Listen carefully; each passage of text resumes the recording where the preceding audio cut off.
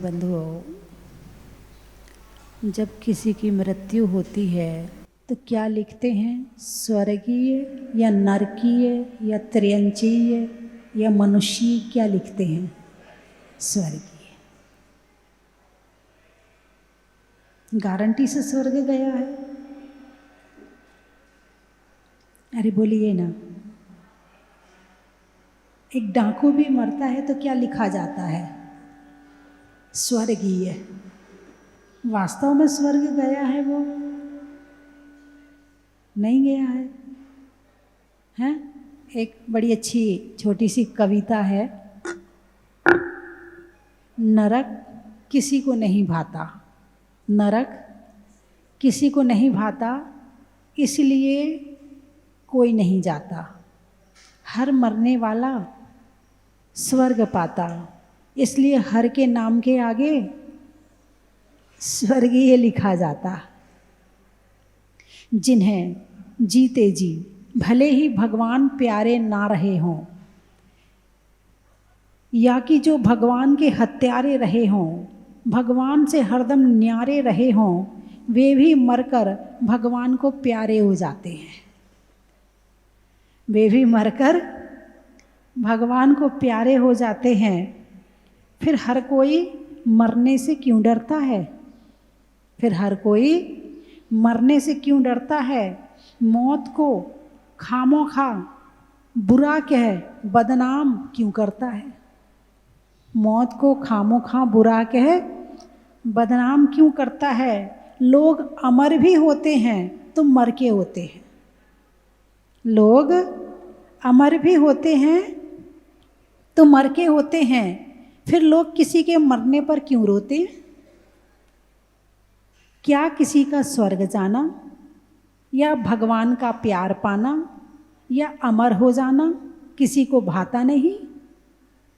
इंसान से इंसान का क्या कोई नाता नहीं? यदि है तो ईमान को सामने धरना होगा, और मौत अच्छी है या खराब ये फैसला करना होगा। ये फैसला करना होगा। मौत के साथ इंसाफ ना होगा, और तुम्हारे से कसूर, तुम्हारा कसूर कभी माफ ना होगा। मौत अच्छी है या खराब है? बोलिए। अब आपसे फिर पूछती हूँ, मौत अच्छी है या खराब है?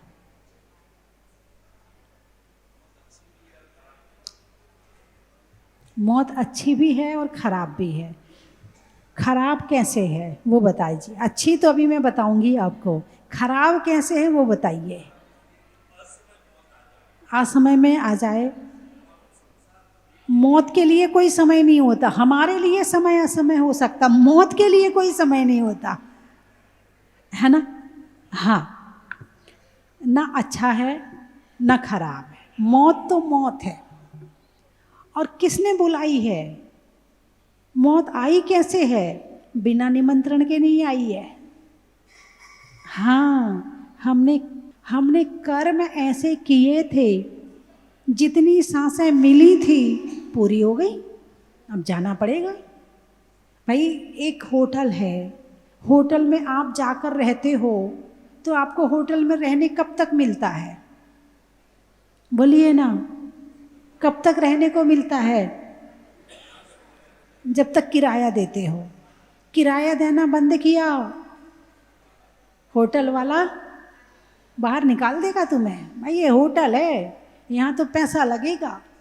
ऐसे ही जब तक पुण्य का पैसा है तब तक आयु कर्म है, और आयु कर्म है तब तक इस यहाँ पर जीवन है। अब बताओ, मौत किसने बुलाई?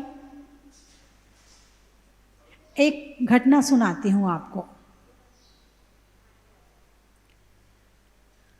एक व्यक्ति आगे बैठा है गाड़ी में, नहीं पीछे बैठा है। पीछे किसी वृद्ध व्यक्ति ने उसके बाजू में जो बैठा था बीड़ी पी, तो उसको अच्छा नहीं लगा। थोड़ी दूर जाके वो उतर के आगे आ गया। जो आगे बैठा था उसे पीछे भेज दिया। थोड़ी दूर निकले होंगे कि एक्सीडेंट हो गया।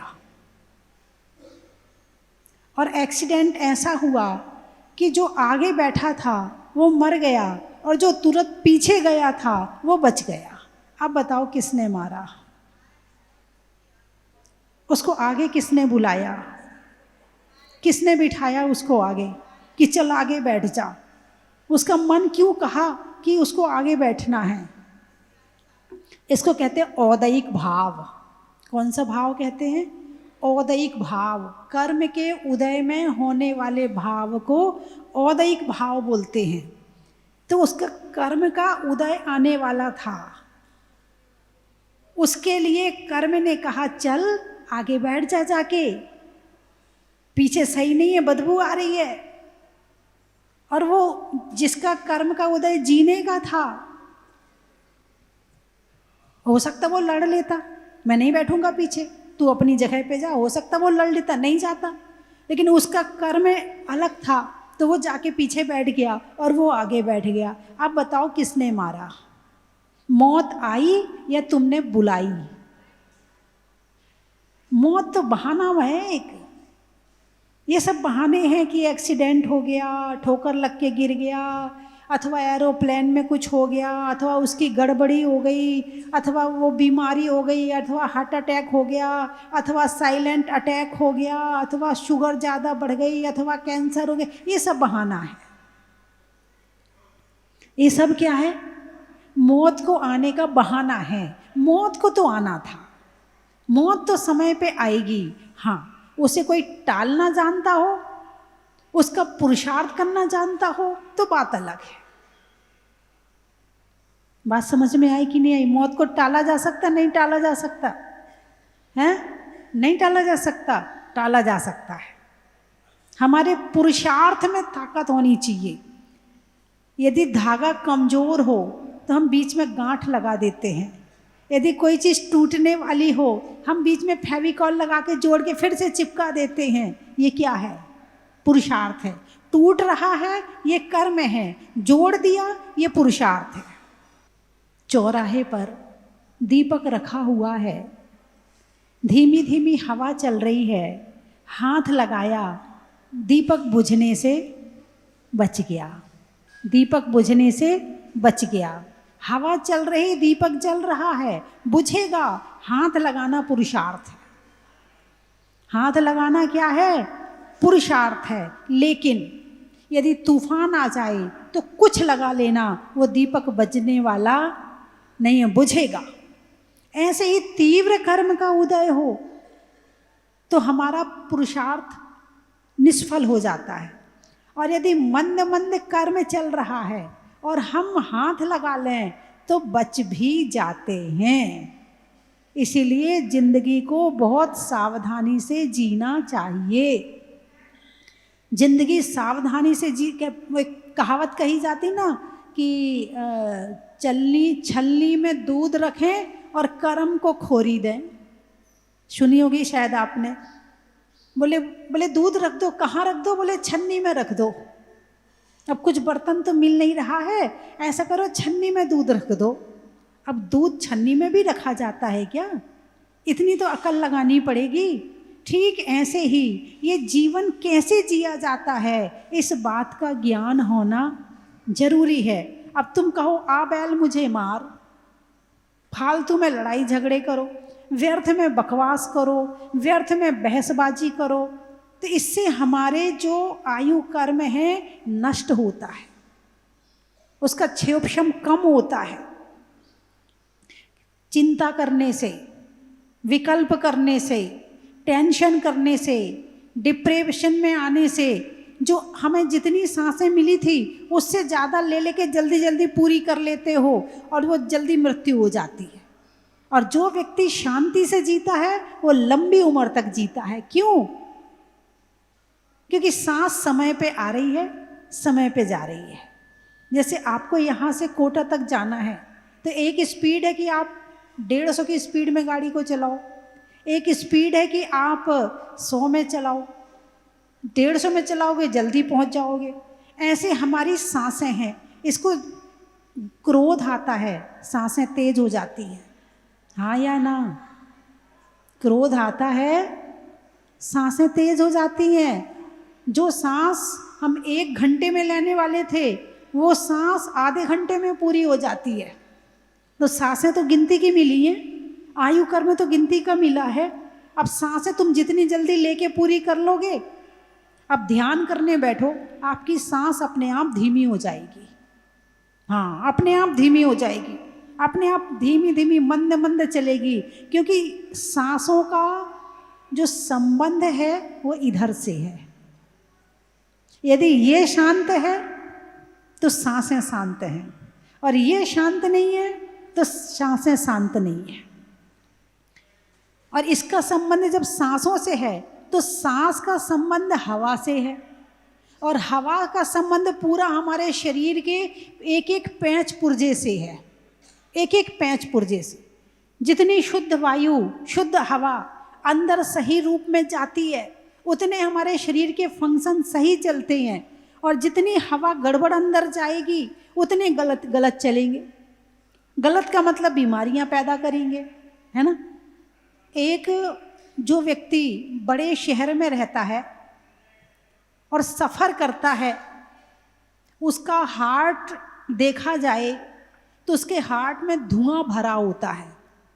वो सिगरेट नहीं पीता, वो स्मोकिंग नहीं करता किसी तरह की, लेकिन उसका हार्ट देखा जाए तो वो काला मिलेगा। कहाँ से गया उसके अंदर ये कालापन? सांस से गया। कहाँ से गया? सांस से गया। और जो व्यक्ति शुद्ध वायु में रहता है तो वो व्यक्ति का हार्ट एकदम सही होता है, काला नहीं होता, लाल होता है। तो इन सब का संबंध किससे है? वायु से है। और वायु का संबंध सीधा दिमाग से है, दिमाग का संबंध वायु से है, वायु का संबंध शरीर से है। इस आपस में तीनों कनेक्ट हैं, मन, वचन, काया। जब दिमाग में क्रोध उत्पन्न होता है तो इतनी जल्दी जल्दी बोलते हो, इतनी स्पीड से बोलते हो कि सारी बात एक बार में कह दूं कि तूने क्या किया है। जितनी बातें तुमने छिपा के रखी थी वो सारी बातें तुम एक बार में उगल देते हो। अरे बोलिए ना, करते कि नहीं करते? किसकी स्पीड बढ़ गई? वचनों की। किसकी स्पीड बढ़ गई? सांसों की। हाथ पैर फटकारने लगते हो, इतनी जोर जोर से फटकारते हो। किसकी स्पीड बढ़ी? हाथ पाँव की, है ना। चलने में भी कैसे चलोगे? पाँव पटक पटक के चलोगे। दरवाज़ा खोलोगे तो इतनी जोर से खोलोगे, भड़ाम धड़ाम। और ज़्यादा गुस्सा आ रहा हो तो पाँव से दरवाज़ा लात मार के खोलोगे। स्पीड बढ़ गई सब चीज़ की। क्यों? क्योंकि इसकी स्पीड बढ़ गई। मन शांत नहीं है। बात समझ में आई कि नहीं आई? हैं? शांत मन कैसे किया जाता है, इसका गुरु तुम्हें खुद बनना होगा। हम आपको प्रवचन सुना सकते हैं, हम आपको भगवान महावीर की बात बता सकते हैं, हम आपको 6 ढाला में लिखी बातें बता सकते हैं, लेकिन तुम्हारे गुरु तुम खुद हो। हम बाहर के गुरु हैं। जन्म पत्री में कितने ग्रह होते हैं?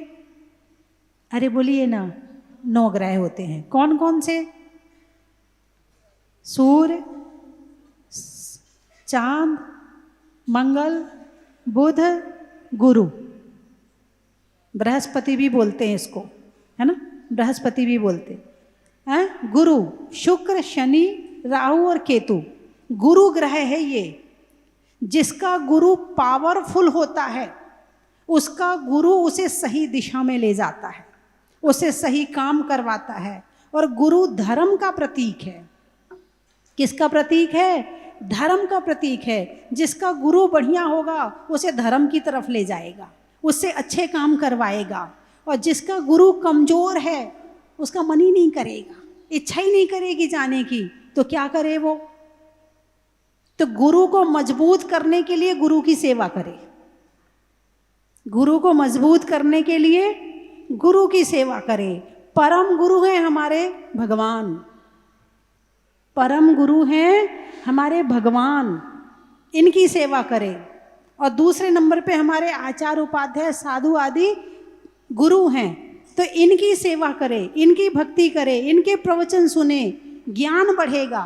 तो गुरु यानी ज्ञान और ज्ञान यानी गुरु। जिसका ज्ञान अच्छा उसका गुरु अच्छा, और जिसका गुरु अच्छा उसका ज्ञान अच्छा। और जब गुरु ज्ञान आ गया तो निर्णय लेने की क्षमता आ गई। अब यदि उसके मन में क्रोध आ भी रहा है तो उसे किसी को समझाने की जरूरत नहीं है, अपने आप शांत कर लेगा, अपने आप डाउन आ जाएगा, अपने आप को समझा लेगा, ध्यान में बैठ जाएगा, अपने आप को अच्छी बातें बता के समझा लेगा और निर्णय सही ले लेगा। तो क्या बताया? गुरु ग्रह किसका? तुम्हारी जन्म पत्री का गुरु तुम हो। तुम अपना गुरु जागृत करो, निर्णय की क्षमता आ जाएगी। और गुरु जागृत होगा ज्ञान से, सेवा से, वैयावृत्ति से, धर्म से।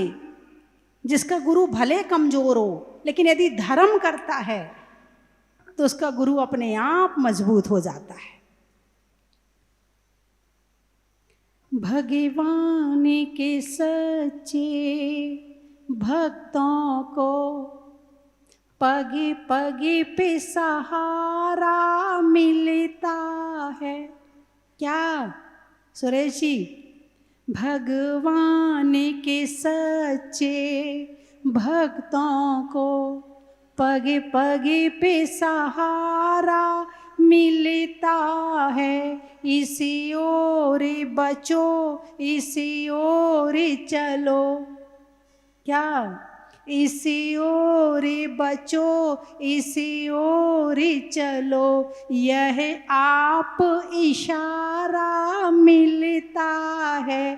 भगवान के सच्चे भक्तों को पगे पगे पे सहारा मिलता है। अब ग्रह 9 होते हैं। कितने होते हैं? 9 होते हैं। अब गुरु तो हो गया बढ़िया, खूब बढ़िया, लेकिन बाकी ग्रह हो गए कमजोर। अब हर जगह अपनी अपनी चलाता है, किसी की मानता नहीं है और कोई उसकी मानता नहीं है, क्योंकि गुरु तो उसका हो गया तेज और बाकी ग्रह हो गए उसके कमजोर। ऐसे लोगों को अपने जीवन में बड़ी परेशानी देखनी पड़ती है कि बुद्धि तो है कम और गुरु है तेज। हाँ, इस बात का भी ध्यान रखना पड़ेगा। कई बार लोगों की निर्णय तो तुरंत देते हैं, निर्णय लेने में पीछे नहीं रहते हैं, लेकिन सही निर्णय नहीं दे पाते हैं, क्योंकि उस गुरु को खींचने वाला पीछे से कोई और बैठा है, राहु बैठा है, केतु बैठा है।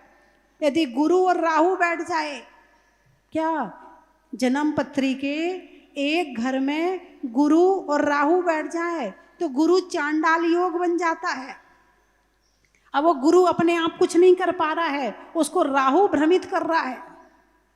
राहु सही बात उसको जानने नहीं देता है, उसको सही निर्णय लेने नहीं देता है। जरूरी नहीं है कि तुम्हारा गुरु यदि है तो वो सही हो, है गुरु की क्षमता तो है, मगर राहु ने उस पर ग्रहण लगा दिया।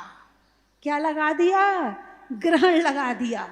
केतु के साथ बैठ जाए तो भ्रमित हो जाएगा, शुक्र के साथ बैठ जाए तो कवि बन जाएगा, लेखक बन जाएगा, अपने आप उसका कविता लिखने का मन करेगा, लेख लिखने का मन करेगा, कुछ ना कुछ लिखने पढ़ने का मन करेगा। गुरु उल्टा हो जाए तो कितना लिखने को कहो लिखेगा ही नहीं, कितना पढ़ने को कहो पढ़ेगा ही नहीं। ये बड़ा ये कर्म सिद्धांत है ये सारा पूरा। गुरु यानी ज्ञान, गुरु यानी ज्ञान। अब ज्ञान तो बहुत है भाई, एक बच्चा है, बुद्धि तो बहुत तेज है उसकी, लेकिन वो अपनी बुद्धि से काम नहीं करता।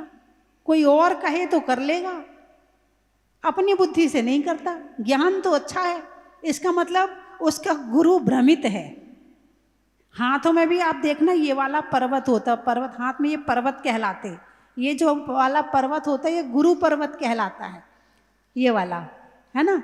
जिसका ऊंचा हो समझना उसका गुरु बहुत स्ट्रांग है, और बहुत ज्यादा ऊंचा हो जाए तो डाकू बन जाता है।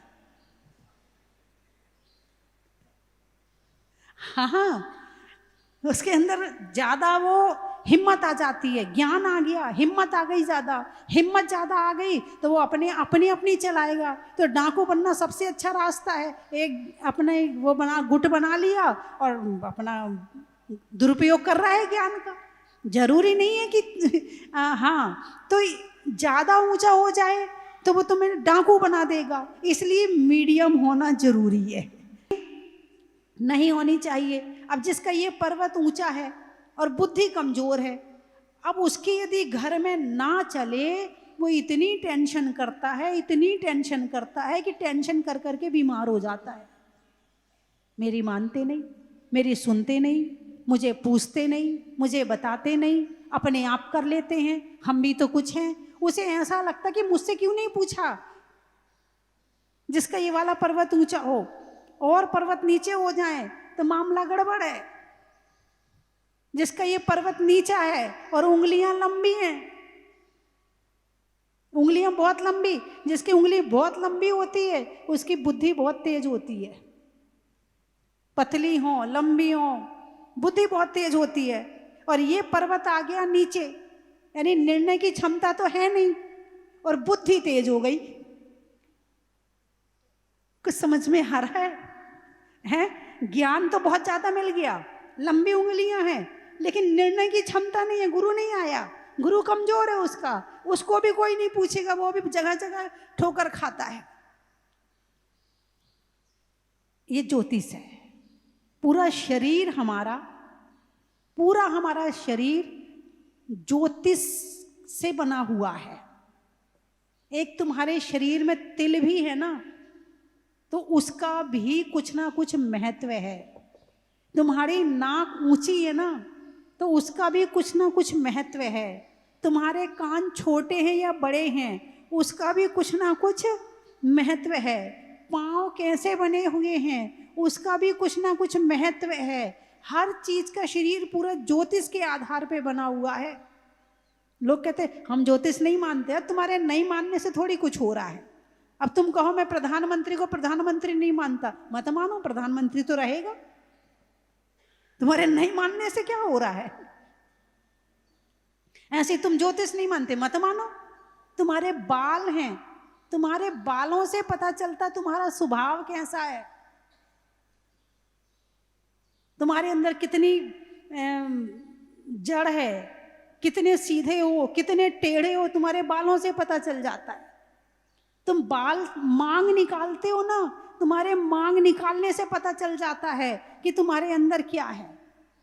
तुम सीधे बना रहे कि खड़े बना रहे कि आड़े बना रहे कि टेढ़ी मांग निकाली, किस इससे पता चल जाता है। हालांकि मैं यूज नहीं करती, अपनी जिज्ञासा के लिए सारा पढ़ा है, पढ़ने में कमी रखी नहीं, अपनी जिज्ञासा को शांत पूरा किया है, लेकिन ये यूज नहीं करती। नहीं तो आप सोचो माता जी हमारा बता दो ना, हाथ जरा, ना ना ना आना मत मेरे पास। हाँ, केवल मेरा जीवन क्या है और मेरे जीवन में क्या है, कितना है और क्यों है, और अब मुझे अपनी जिंदगी कैसी जीनी है, इस बात का ज्ञान कर लिया मैंने। बस इतना जानती हूं कि मुझे क्या कितना मिलेगा, मुझे कितना ध्यान लगाना है, कितनी भक्ति करनी है, कितना क्या करना और किस में मेरा है, वो मैंने जान लिया। बस अपने लिए जाना था, आप भी जान लो। हाँ, और जन्म पत्री और ये सब पढ़ने के बाद मेरा क्रोध भी कम हुआ, अभिमान भी कम हुआ। था, मुझे भी था, पहले मुझे भी बहुत गुस्सा आता था गुस्सा, लेकिन कम हुआ। कैसे हुआ वो आप पूछो कि जन्म पत्री से आपने गुस्सा कैसे कम किया। जब मैंने जन्म पत्री पहले तो शुरू में जब पहले सीखा तो सीखने में 2-4-10 जन्म पत्रियां मैंने देखी। मतलब चोर की जन्म पत्री अलग है, डाकू की जन्म पत्री अलग है, नेता की जन्म पत्री अलग है, व्यापारी की जन्म पत्री अलग है, नौकरी करने वाले की जन्म पत्री अलग है, भटकने वाले की अलग है, धर्म करने वाले की अलग है।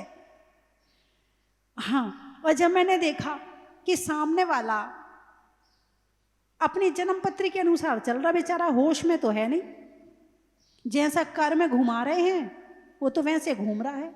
जन्म पत्री का मतलब कर्म है, जन्म पत्री का मतलब कर्म है। तो अभी ये औदैहिक भाव में है, ये गुस्सा नहीं कर रहा, इसको करवाने वाला, अरे बोलिए ना, कोई और है, कोई और इससे गुस्सा करवा रहा है। तो मुझे अब उस पर गुस्सा नहीं आता, उस पर दया आती है। क्या आती है? दया आती है कि बेचारा होश में नहीं जी रहा है, अपना पुरुषार्थ जागृत नहीं कर रहा है। मनुष्य पर्याय मिलने के बाद भी इतना ज्ञान नहीं उसको कि मुझे क्या करना और क्या नहीं करना। मैं तो एक ही जवाब देती हूँ जब कोई कहता है, कुछ लोग आते हैं मुझे कहने के लिए, माता जी थोड़ा गुस्सा किया करो। हाँ आते हैं ऐसा बोलने वाले, उसके बिना व्यवस्था नहीं बनेगी, उसके बिना आपसे लोग डरेंगे नहीं। ओ भाई तुम डरो और ना डरो, लेकिन तुम्हारे कारण मैं अपने परिणाम खराब नहीं करूंगी। मुझे अपना देखना है, तुम अपना देखो। अब तुम बच्चे नहीं हो, तुम बड़े हो गए हो, अच्छा बुरा तुम सब जानते हैं अपना। तुम जानो, तुम्हारा काम जाने, मेरा काम है बताना, जताना। अभी इस पद पर हूं तो बता देती हूँ, जता देती हूँ। भगवान बन जाएंगे तो उसकी भी जरूरत नहीं, बताने की जरूरत नहीं, जताने की जरूरत नहीं। अब तुम जानो, तुम्हारा काम जाने। बात समझ में आई कि नहीं आई है? तो सांसों का मिलना यानी जन्म, और सांसों का रुकना यानी मृत्यु। इस जन्म से लेके मृत्यु के बीच में जो जीवन है ना, ये बहुत कीमती है, बहुत कीमती है। ये सांसें कब तक चल रही हैं आपको पता है? जब तक आयु कर्म है, ठीक है। अच्छा, इस शरीर में सांसें कब तक चलती हैं? जब तक आत्मा है। कब तक चलेंगी? आत्मा है। आत्मा के निकलने के बाद बोलिए ना, सांस चलेगी क्या? सांस कौन ले रहा है, शरीर या आत्मा?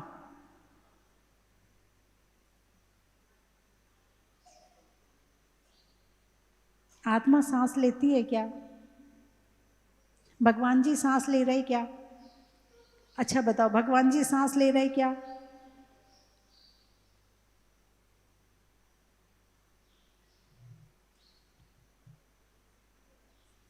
अभी बहुत कुछ जानना आपके लिए जरूरी है, बहुत कुछ बचा हुआ है जो आपको जानना है। ये मत कहा करो हम सब जानते हैं, ये बोलने हर व्यक्ति तैयार खड़ा है, हम सब जानते हैं, हमें मत बताओ।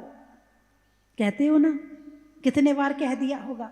कितना बड़ा झूठ है, कितना बड़ा झूठ है, हम सब जानते हैं। अभी तो मैं भी नहीं कह सकती कि हम सब जानते हैं। जब तक केवल ज्ञान नहीं हो जाएगा तब तक ये शब्द झूठ ही रहेगा कि हम सब जानते हैं। हमें मत बताओ।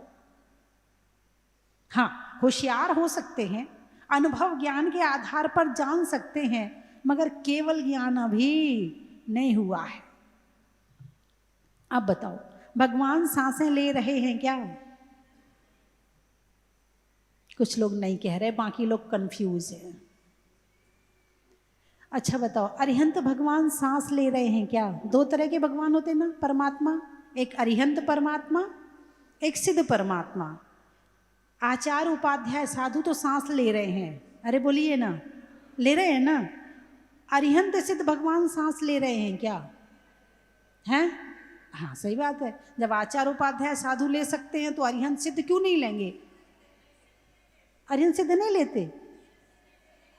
अच्छा, सिद्ध नहीं लेते, अरिहंत लेते हैं। चलो, एक तो यहाँ जानकार बैठा है हैं? सिद्ध भगवान मोक्ष चले गए, उनका शरीर छूट गया, इसलिए सांस की जरूरत नहीं। सांसें कब तक? जब तक शरीर है। शरीर के छूटते ही सांसें छूट जाएंगी, शरीर के छूटते ही सांसें छूट जाएंगी। ये सांसें कब तक चल रही हैं? जब तक शरीर में आत्मा है ना? तो सांसें शरीर में आत्मा है तब तक।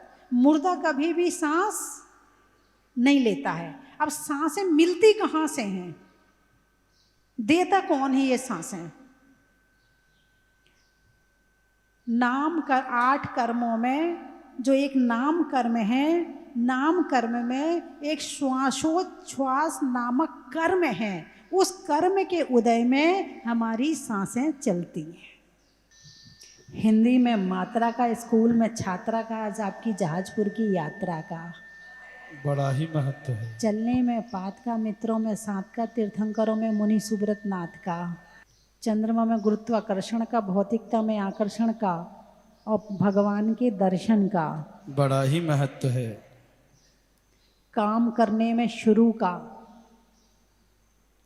धरती में मरु का और जीवन में गुरु का। बड़ा ही महत्व है। तलवार में म्यान का, शरीर में जान का और जीवन में ज्ञान का। बड़ा ही महत्व है। माँ की ममता का, जीवन में समता का और गुरु जागृत होने पर आने वाली निर्णय की क्षमता का। बड़ा ही महत्व है। लेकिन हाँ, सबका जागृत नहीं होता है, नहीं तो तुम शुरू हो जाओ। अपने आप को समझाने के लिए अपना गुरु जागृत करो, दूसरों को समझाने के लिए मत करो। ठीक है। महीनों में मई का, रजाई में रुई का, आने वालों में मुंबई का। बड़ा ही महत्व है। और कहाँ से आए? बांसवाड़ा। महिलाओं में कड़ा का, भोजन में बड़ा का, आने वालों में बांसवाड़ा का।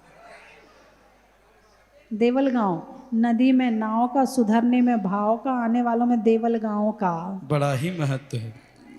कारंजा। हाथ में पंजा का, छूटने में कर्मों के शिकंजा का और आने वालों में कारंजा का। बलौदा। घर में दादा का, करने में वादा का और आने वालों में बलौदा का। बड़ा ही महत्व है। पालोदा। पालोदा का। खांदू कॉलोनी।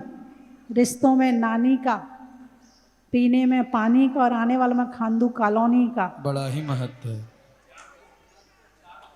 चारकोप। चारकोप कोई शहर है? अच्छा अच्छा। धरती पर भूप का, भोजन में सौंफ का और आने वालों में चार कौप का। बड़ा ही महत्व है। होने में गदगद का, मंत्रों में बदवद का और आने वालों में धरियावद का। बड़ा ही महत्व है। केसरिया जी। अच्छा। गर्मी में शिकंजी का, पैसों में पंजी का और आने वालों में केसरिया जी का। बड़ा ही महत्व है। सागवाड़ा। चांदवड़। अच्छा। वृक्षों में बड़ का, बड़ की जड़ का और आने वालों में महाराष्ट्र चांदवड़ का। विदिशा। सोने के लिए निशा का, मिलने में अच्छी दिशा का और आने वालों में विदिशा का। कलिंजरा। जीवन में जरा का, रंगों में हरा का और आने वालों में कलिंजरा का। बड़ा ही महत्व है। चावड़ा। चावड़ा। अच्छा। भोजन में बड़ा का, गर्मी में घड़ा का और आने वालों में चावड़ा का। बड़ा ही महत्व है। इंदौर। नेता में दौर का, जंगल में मोर का और आने वालों में इंदौर का। बड़ा ही महत्व है। सड़क में टोल का, सड़क में टोल का, कोयल के मीठे बोल का और आने वालों में घटोल का। बड़ा ही महत्व है। गाने में सुर का, नृत्य में नुपुर का, आने वालों में उदयपुर का। जिंतूर। अच्छा। धर्म में भरपूर का, होने में मशहूर का और आने वालों में जिंतूर का। बड़ा ही महत्व है। बेंगलोर। बेंगलोर। अच्छा।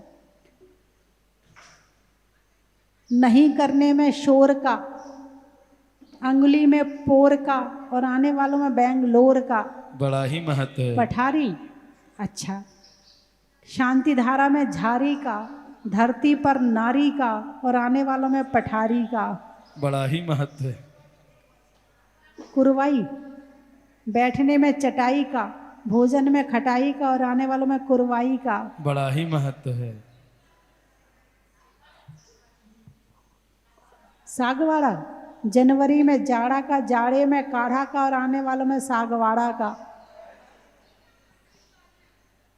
बीना, अनाज में चना का, पेड़ में तना का, आने वालों में बीना का। बड़ा ही महत्व है। बोलिए 24 भगवान की जय। तो पिछले 1-1.5-2 साल से मेरे दाहिने पैर में बहुत दर्द था, हड्डी में। तो मैं 2-4 डॉक्टरों से दिखाया, तो उन्होंने एक्सरे वगैरह किया, तो बोले कि हड्डियों में प्रॉब्लम है, दवाई दी। तो 1 महीना दवाई लिया, फिर थोड़ा सा कम हुआ था, फिर से शुरू हो गया। तो एक दिन मन में भावना आई कि मैं प्रभु से प्रार्थना करूं। तो 1 महीने पहले मैंने प्रभु से प्रार्थना की, तो दर्शन करने आऊँगा ज़रूर, मेरा ये दर्द कम हो जाए। तो 1 हफ्ते पहले, बस 1 हफ्ते पहले, यहाँ आने से 1 हफ्ते पहले मंदिर गया। मैं मंदिर गया और सामायिक किया दोपहर को। उसके अगले दिन अचानक से दर्द गायब हो गया। चलो स्वस्ति धाम, आओ स्वस्ति धाम, चलो स्वस्ति धाम, चलो स्वस्ति धाम, चलो स्वस्ति धाम, आओ स्वस्ति धाम, चलो स्वस्ति धाम। स्वस्ति धाम मुझे जाना है, मन में है ये धारणा।